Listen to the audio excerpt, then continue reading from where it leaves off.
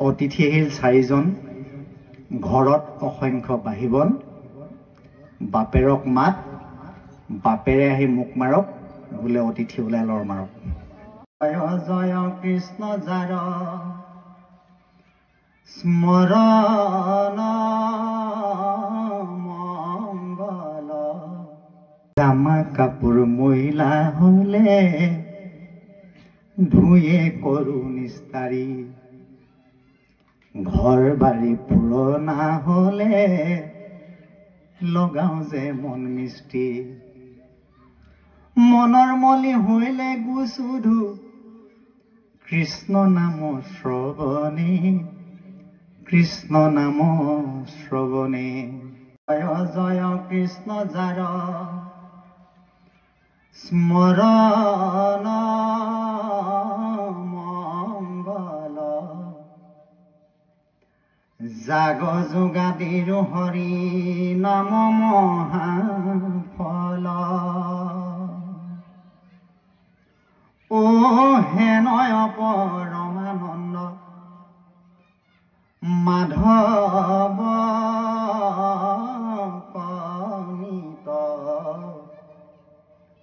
হোমৰিও নৰ নিৰন্তৰে কচিত্ৰ, কৃষ্ণ কথায় অমিত পিয়ুষা বধানে, কৰিও যতন যাৱে প্ৰাণ থাকে মানে, হে ঘোৰ কলি যুগে মল মতি মনুষ্যৰ,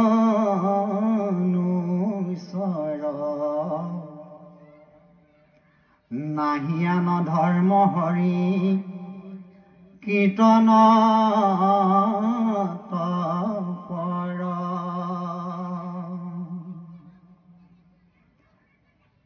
এই শৰীৰতই আছে কলি কীট যত দুখ,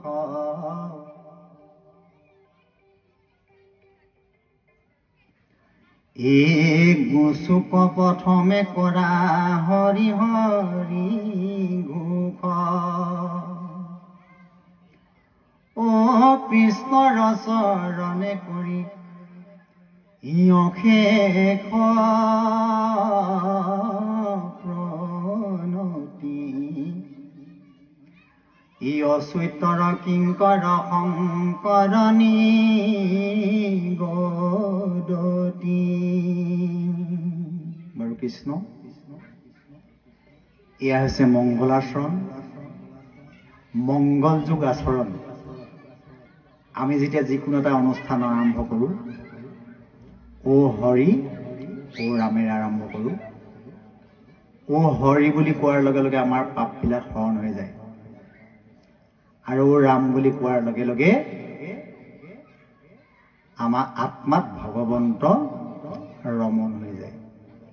সেইকাৰণে প্ৰতিটো স্কন্ধৰ আৰম্ভণিতে মংগলাচৰণে আৰম্ভ কৰিছে। এইটো হৈছে শংকৰ গুৰুজনাৰ নিজা লিখনি। এতিয়া সুন্দৰকে ইয়াত উল্লেখ কৰিছে যে হেনয় পৰমানন্দ মাধৱ কনিত, হোমৰিও নৰ নিৰন্তৰে একচিত্ৰ। এতিয়া সেইজন পৰমপুৰুষ ভগৱন্তক আমাক একচিত্তে পূজা সেৱা নমস্কাৰ কৰিবলৈ কৈছে। কৃষ্ণ কথা অমিতক পিয়ু সাৱধানে, কৰ্ণ যাৰে প্ৰাণ থাকে মানে। এতিয়া কৃষ্ণ কথা আমি অমিতম পান কৰিব লাগে। এতিয়া আমাৰ মুখ হৈছে দুখন, এখন মুখে আমি এই পচা দেহটোক ৰক্ষণাবেক্ষণ দিবৰ কাৰণে আহাৰ খাওঁ, আৰু দ্বিতীয়খন মুখ হৈছে কৰ্ণপথ। কৰ্ণপথেদি আমি ভগৱন্তৰ কথাবিলাক হৃদয়ংগম হোৱাৰ লগে লগে আমাৰ হৃদয়খন চাফা হয়। সেইকাৰণে মাধৱ পুৰুষে ঘোষাত সুন্দৰকৈ উল্লেখ কৰিছে, হে কৰ্ণপথে ভকতৰ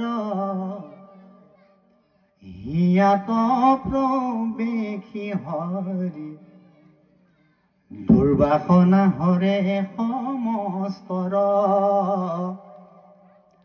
জলৰজতে কমল যেহে নহৰত কালে স্বভাৱতে হোময় নিৰ্মল। এতিয়া ভগৱন্ত প্ৰৱেশ কৰিব কৰ্ণপথে ভকতৰ হিয়াত প্ৰৱেশী হৰি দুৰ্বাসনা হৰে সমস্তৰ। এতিয়া ভগৱন্তৰ কথাবিলাক আমি শুনাৰ লগে লগে আমাৰ ভিতৰত থকা বেয়া বস্তুবিলাক ওলাই যাব। কোনবিলাক? হিংসা, ঈৰ্ষা, কুৰ্চুত, কপট, দম্ভ, দেশ, অহংকাৰ, তিৰস্কাৰ, এইবিলাক আপোনা আপুনি ওলাই যাব। সেইকাৰণে এটা ফকৰা যোজনাত কয় যে এখন গৃহস্থীৰ ঘৰলৈকে 4জন অতিথি আহিছে। অতিথি অহাৰ লগে লগে মাক আৰু পিতেকে কথা পাতিছে হেৰুব পাৰে যে অতিথি আহিলে হয় অতিথিক খোৱাবি কি, নিজৰ ঘৰত খাবলৈকে চাউল নাই। গতিকে অতিথি খেদাৰ কিবা এটা উপায় কৰ। মাক আৰু পিতেকে কথা পাতিছে। মাকে পিতেকক কৈছে যে ধানখিনি উদা মানে কেঁচা, ঢেঁকীটো পচা, খুবলিটো ফুটা, থোৰাটো ভুটা। অতিথি আহিল 4জন, ঘৰত অসংখ্য বাঢ়িবন। বাপেৰক মাত, বাপেৰে আহি মুখ মাৰক, বোলে অতিথি ওলাই লৰ মাৰক। যদিও ফকৰা, ইয়াৰ আধ্যাত্মিকটো কিন্তু গধুৰ। এতিয়া ঢেঁকীটো পচা মানে হৈছে আমাৰ দেহাটো পচা, খুবলিটো ফুটা।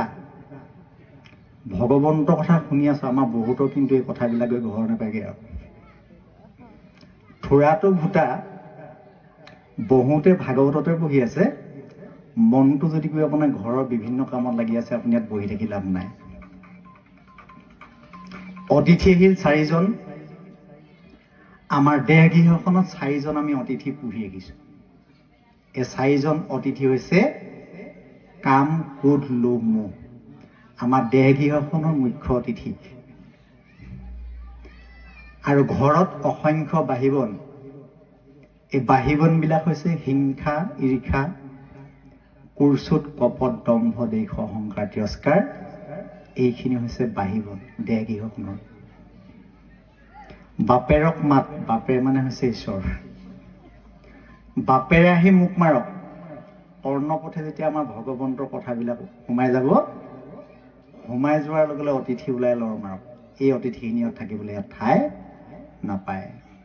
এতিয়া আমি কলিযুগত, যিহেতু কলিযুগৰ মানুহবিলাক অতি মলমতি হৈ উঠিছে, গতিকে আমাৰ যিমানবিলাক মানে লেতেৰা বস্তু আছে সেইবোৰ আমি পানী দি চাফা কৰিব পাৰোঁ। কিন্তু হৃদয়খন চাফা কৰিব পৰা চাবোন মাত্ৰ এডোখৰ আছে। এই চাবোনডোখৰ হৈছে কৃষ্ণ নাম শ্ৰৱণ। মই আজি অলপ দিনৰ আগত বাৰাণসীত গৈছিলোঁ।